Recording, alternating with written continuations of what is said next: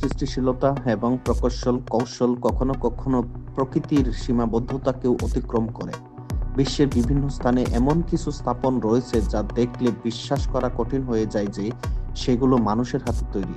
চলুন এমন 10টি অবিশ্বাস্য স্থাপনা কথা জেনে নিই। Number 1, great wall of China, বিশ্বের দীর্ঘতম প্রাচীর, যা চীনের প্রাচীর সাম্রাজ্যকে রক্ষা করার জন্য তৈরি করা হয়েছিল। এটি 21,000 কিলোমিটার জুড়ে বিস্তৃত। প্রাচীরটি প্রাচীন চীনের স্থাপত্য ও প্রতিরক্ষা প্রযুক্তির এক অনন্য উদাহরণ। নাম্বার 2, মাচু পিচু, যাহা পেরুতে অবস্থিত। ইনকা সভ্যতার হারানোর নগরী মাচু পিচু আন্দ্রেস পর্বতমালায় অবস্থিত। এই স্থাপনাটি পাহাড়ের চূড়ায় নির্মিত এবং এর স্থাপনা এখনও রহস্যময়।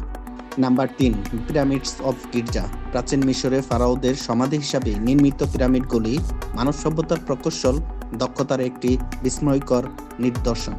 নাম্বার 4, তাজমহল, এটা ভারতে অবস্থিত। মোগল সাম্রাজ্য শাহজাহান তার প্রিয় স্ত্রী মমতাজের স্মৃতিতে এই সৌধটি তৈরি করেন। এটি মার্বেল পাথরের স্থাপত্য অনন্য। নাম্বার 5, পেট্রা, এটা জর্ডানে অবস্থিত।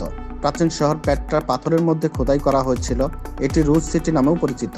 এই শহরের স্থাপত্য এবং পানি ব্যবস্থাপনার কাজের জন্য তৈরি করা হয়।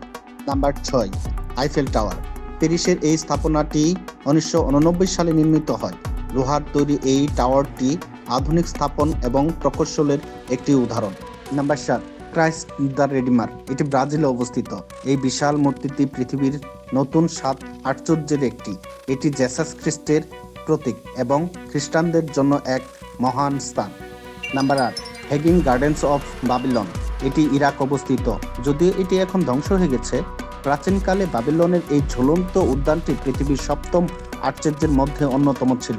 এটি প্রাকৃতিক সৌন্দর্যকে মানুষের সৃষ্টিতে মেলানোর একটি প্রচেষ্টা। নাম্বার 9, সিডনি অপেরা হাউস, জলপথের ধারে অবস্থিত এই অপেরা হাউসের স্থাপত্য শিল্পের আধুনিক এবং ঐতিহ্যবাহী ধারা মিলিয়ে রয়েছে। এটি 1973 সালে নির্মিত হয়। নাম্বার 10, বার্জ খলিফা, এটা আমরা জানি দুবাই অবস্থিত।